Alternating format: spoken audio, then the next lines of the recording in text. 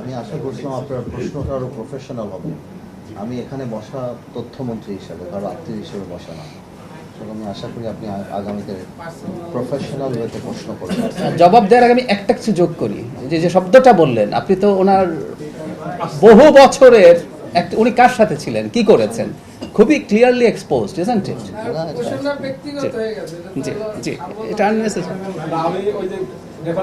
না না না, এটা প্রয়োজন। অন আছে, একটু কাছে নিতে হবে।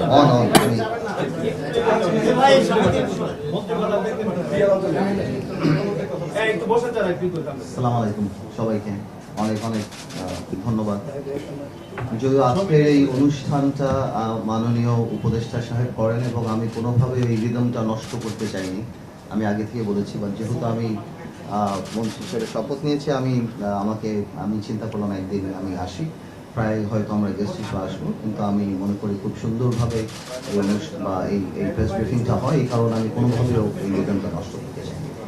আর আপনি যে প্রশ্নটা আমাকে জিজ্ঞেস করলেন, যে আমাদের সাবেক যে ফ্যাসিস্ট সরকারের যে প্রধানমন্ত্রী ছিলেন, এখন ভারতে আছেন আমরা জানি, এবং আমাদের সরকারের তরফ থেকে যেটা আমরা জানতে পেরেছি যে কন্ডিশনগুলি দেওয়া হয়েছে, এবং আমার জানা মতে ফর্মালি না, ইন্ডিয়ান এক্সপ্রেস পত্রিকা আমরা দেখেছিলাম যে ব্যাপারটা নাকি এখন ওনারা আদালতের মাধ্যমে নাকি করবেন।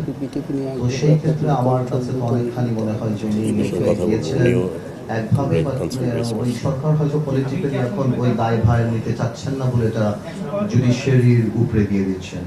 তো আমার মনে হয় যে ওনার জন্য এই সংবাদটা খুব একটা সুখকর হবেন না। বাট আমাদের তো দাবি একই একটি, যে সেটা হলো যে শুধুমাত্র উনি কেন, প্রত্যেককে আমরা ফেরত চাই, যাদের নামে মামলা, যাদের নামে সবকিছু বাংলাদেশের জায়গা থেকে আমরা চাই, যাতে করে এই জুলাই আন্দোলন থেকে আরম্ভ করে এর আগেও যে ঘটনাগুলি, সেগুলির সঠিক বিচার হবে। তো সেইভাবে আমার ধারণা এখন চলছে। যে আপনি কিছু বলতে আছেন? জি, আপনাকে ধন্যবাদ।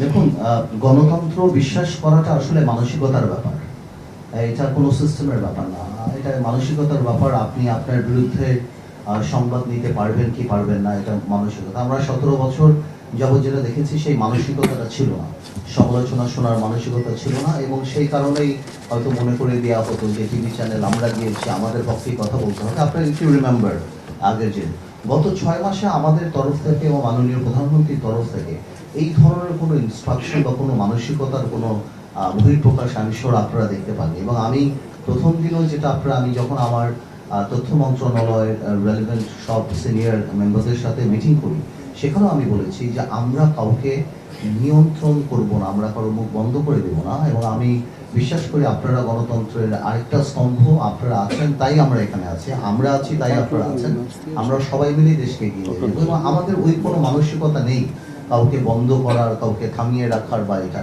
এবং আমাদের সরকারের উপর পর্যায় থেকে এই ধরনের কোনো মানসিকতা আপনারা এই 6 মাসে দেখতে পান নাই। বাট আমরা আপনাদেরকে এটা তো অনুরোধ করবো যে দেখুন, আপনারা যখনই নিউজ করবেন, অফকোর্স আপনাদের নিউজ তো আপনারা করবেন, we are not in a position to dictate or comment on that. আর আমরা বলবো যে আমরা 17 বছর পর যেই দায়িত্বটা পেয়েছি, এটা বাংলাদেশ তার ইতিহাসের সবচেয়ে কঠিন সময় আমরা পার করছি।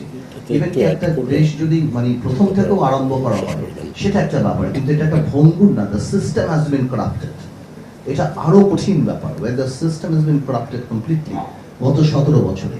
সো আপনাদেরও আমাদেরকে সহযোগিতা করতে হবে যাতে করে আমরা ভালো করে করি। আপনি তো নিউজ করতেই পারেন, আজকে বাংলাদেশে 4,500 ইউনিয়ন আছে, 4,500 ইউনিয়নে 9টা করে ওয়ার্ড হলে 34,000 ওয়ার্ড আছে, 34,000 ওয়ার্ডে কোথাও না কোথাও কোনো না কোনো পেটি ক্রাইম হচ্ছে। আপনি যদি সবটাই পত্রিকার পাতায় নিয়ে আসেন, তাহলে তো মানুষ মনে করবে এই দেশে কোনো মানুষ বাস করতে পারছে না। আমাদেরও যেমন দায়িত্ব, অবশ্যই আপনারা আমাদের সমালোচনা করবেন, বস্তুনিষ্ঠ, সেটা কোনো কিছু না, বাট এটা মাথায় রাখবেন যে এটা কোনো স্বাভাবিক সময় আমরা সরকারের দায়িত্বে আসিনি। আমরা গ্লোবালিও যদি আপনি মনে করেন, বা এমনিও বাংলাদেশে যে 17 বছর যে সিস্টেম ছিল, সবকিছু মিলিয়ে আমরা প্রচন্ড একটা সেন্সিটিভ টাইম পার করছি, এবং we have to understand we have the same bureaucracy, সেটাও মাথায় রাখতে হবে। I'm not saying bureaucracy আমাদেরকে সাপোর্ট করছে না, এইটা না, বাট মাথায় রাখতে হবে যে ওইভাবেও কিন্তু একটা ধারা হয়ে আসছে। যে আমরা নিজেরা আজকে বসে বিটিভি সাথে কথা বলছিলাম যে আমাদের প্রথম রিকোয়েস্টই ছিল আমার আর মাননীয় প্রতিমন্ত্রী যে আমাদের ছবি কিভাবে কম দেখানো যায়। আমরা 2 দিন ধরে চেষ্টা করেও এটা আমাদের জন্য ডিফিকাল্ট হয়ে যাচ্ছে যে কোনোভাবে আমাদেরকে জানি না দেখানো যায়, কারণ এই জিনিসটা রীতিটাই এমনভাবে হয়ে আসছে। তো আমার মনে হয় ইনশাল্লাহ we are in a process. তো আমার বিশ্বাস আপনারা সাথে থাকলে, দেশের মানুষ সাথে থাকলে আমরা ঠিক মতো এগিয়ে যাবো।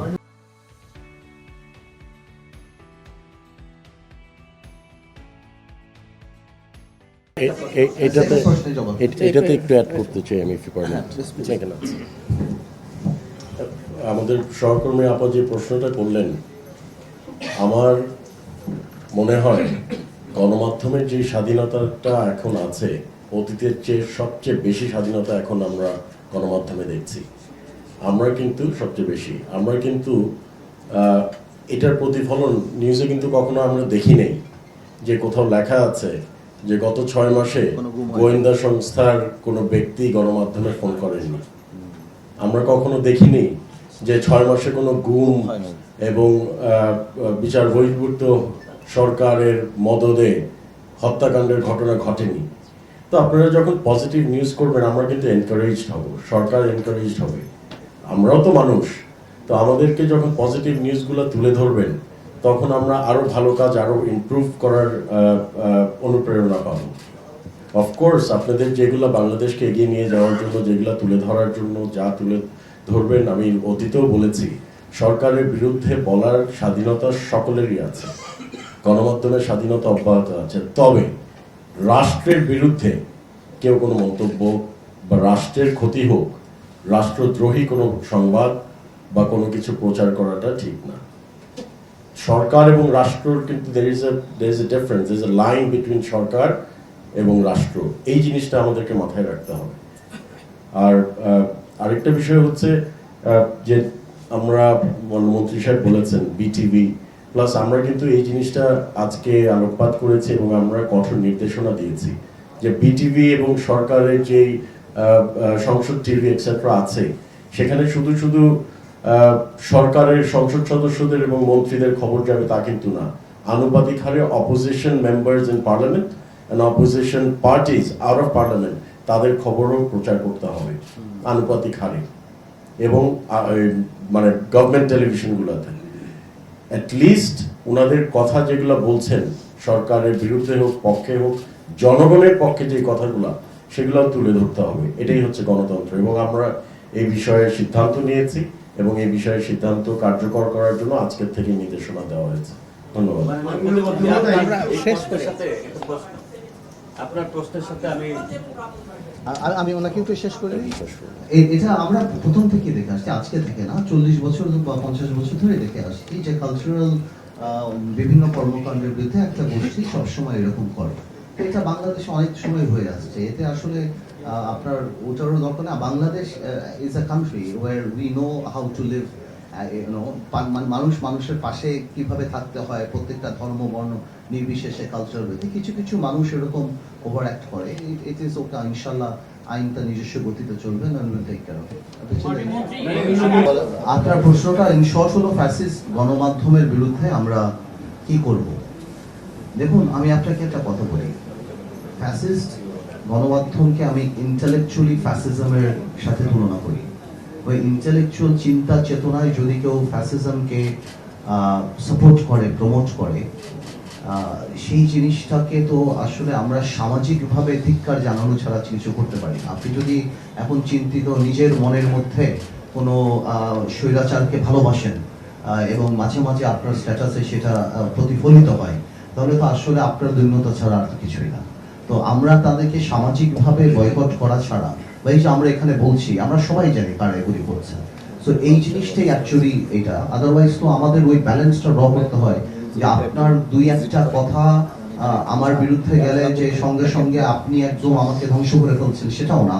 সো ওই ব্যালেন্স আমাদের মাথায় রাখতে হবে যে ফ্রি জার্নালিজম কোনটা আর অ্যাকচুয়ালি ফ্যাসিজম কোনটা। But the good part is আমরা সবাই জানি যে কারা কোন ভূমিকায় ছিল, এখন আমরা ফেসবুকের পাতায় দেখি।